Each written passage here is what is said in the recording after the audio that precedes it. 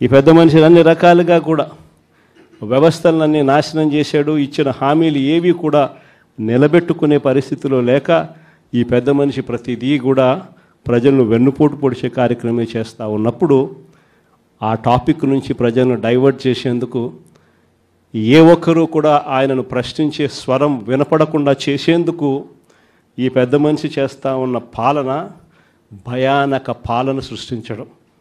ఆ భయానక పాలన సృష్టించడంలో భాగంగా ఈరోజు రెడ్ బుక్ రాజ్యాంగం నడుస్తూ ఉంది. ఈ రెడ్ బుక్ రాజ్యాంగంలో ఎవరైనా కూడా గొంతు విప్పుతారు చంద్రబాబు నాయుడుకు వ్యతిరేకంగా అని చెప్పి ఎక్కడ చంద్రబాబు నాయుడు గారికి అనిపించినా వెంటనే ఆ మనిషి గొంతు పట్టుకోవడం, ఆ నులిపేయడము అనేది ఎలా అనేది మాత్రమే చేస్తూ ఉన్నారు. మొట్టమొదటిసారిగా చూస్తూ ఉన్నాం మ్యానుఫ్యాక్చర్డ్ విట్నెస్లు. అంటే ఒక నేరంతో ఒక మనిషికి సంబంధం ఉండదు, కానీ ఏకంగా వీళ్ళకి సంబంధించిన ఒక వ్యక్తిని క్రియేట్ చేస్తున్నారు. ఆయన చేత ఆయనను అప్రూవర్ అంటున్నారు, ఆయన చేత ఇష్టం వచ్చిన మాటలు మాట్లాడిస్తున్నారు, ఒక ఎవిడెన్స్ మ్యానుఫ్యాక్చర్డ్ ఎవిడెన్స్ క్రియేట్ చేయిస్తున్నారు, ఆ మనిషితో ఈ మనిషి పేరు చెప్పిస్తున్నారు, ఈ మనిషిని ఇలా అరెస్ట్ చేస్తూ ఉన్నారు. ఇంతవరకు ఎప్పుడు హిస్టరీలో ఇటువంటి కార్యక్రమాలు ఎప్పుడు జరగల. ఒక తప్పుడు సాంప్రదాయానికి పెద్ద మనిషి చంద్రబాబు నాయుడు గారు ఈరోజు బీజం వేస్తూ ఉన్నాడు. ప్రతి నియోజకవర్గంలో కూడా పాత కేసులు ఏమేమి ఉన్నాయని చెప్పి తవ్వుతున్నారు. ఆయన పాత కేసులలో ఇప్పుడు మన ఎమ్మెల్యే క్యాండిడేట్లను ఎలా ఇరికించాలి అని చెప్పి, ఆ కేసుల్లో ఎలా ఇరికించాలి అని చెప్పి ఇప్పుడు చూస్తూ ఉన్నారు. ఏ తప్పు జరగకపోయినా కూడా యాక్టివ్గా ఎవడైనా కార్పొరేటర్ ఉన్నా, ఎవడైనా ఎంపీటీసీ ఉన్నా, ఎవడైనా జెడ్పీటీసీ ఉన్నా, లేకపోతే ఎవరైనా లీడర్ ఉన్నా సరే విజిలెన్స్లో ఎలా ఇరికించాలా, తప్పుడు కేసు ఎలా పెట్టించాలా అనే సంస్కృతితోనే ఈరోజు పాలన సాగుతూ ఉంది.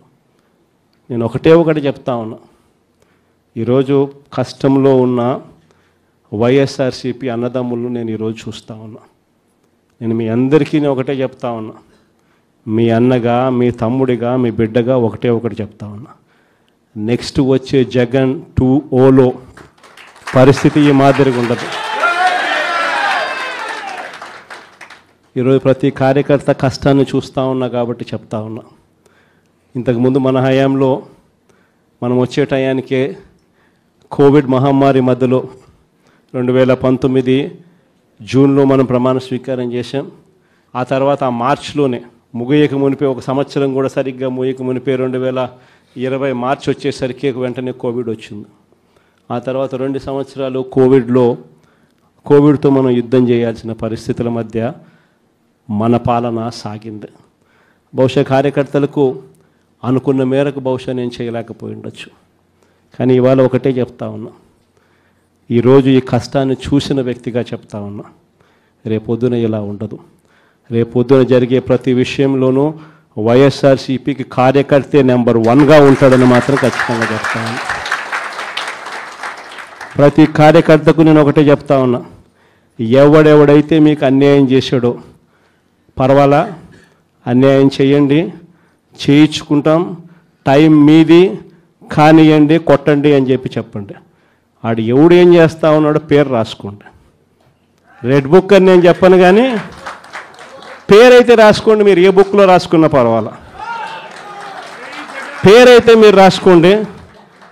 దాని తర్వాత మాత్రం అన్యాయం చేసినోనికి సినిమా మాత్రం మనం చూపిస్తామని చెప్తాను.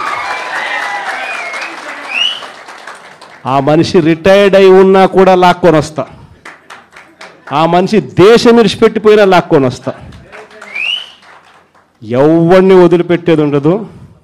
ఒక్కొక్కడికి మాత్రం సినిమా మాత్రం ఎలా చూపించానో అలా చూపిస్తామని మాత్రం చెప్తాను. ఖచ్చితంగా వీళ్ళు ఏదైతే నాటుతున్నారో, ఏదైతే ఇత్తుతున్నారో, ఇది రెండింతలు వీళ్ళకు పండే కార్యక్రమం కూడా జరుగుతుందని మాత్రం ప్రతి కార్యకర్తకు గట్టిగా చెప్పండి. ఎందుకంటే ఈరోజు రాష్ట్ర వ్యాప్తంగా ఇదే జరుగుతూ ఉంది. ఒక్కొక్కని కథ వింటూ ఉంటే నిజంగా మనసుకు బాధ కలుగుతుంది. ఆ బాధ ఎలాంటి బాధ అంటే చెప్పలేం. అసలు మంగళగిరిలో ఒక పాపను, కృష్ణవేణి మంగళగిరి పాప, సోషల్ మీడియా పాప తీసుకొని పోయి, ఆడపాపను కూడా, ఆడ కూతురని కూడా చూడుకోకుండా తీసుకొని పోయి హైదరాబాద్ నుంచి ఎత్తుకొని వచ్చి స్టేషన్లలో పెడతా ఉన్నారు. ఇంకొక పాప సుధారాణి, ఆ పాపను నెలలు ఈ స్టేషన్ నుంచి శ్రీకాకుళం నుంచి తిప్పినారు. శ్రీకాకుళం నుంచి కింద దాకా అన్ని స్టేషన్లు తిప్పుకుంటూ నెల రోజుల పాటు బెయిల్ రాకోకుండా తిప్పినారు. ఆడవాళ్ళను, ఆడకూతుర్లను కూడా చూడకోకుండా, కేవలం వీళ్ళకి వ్యతిరేకంగా పోస్ట్ పెట్టిందని. ఇంత దౌర్జన్యంగా జరుగుతూ ఉన్నారు.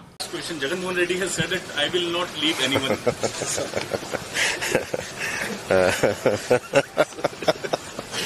That's fine. Let us see. Thank you. Jagannath Reddy has said that I will not leave anyone.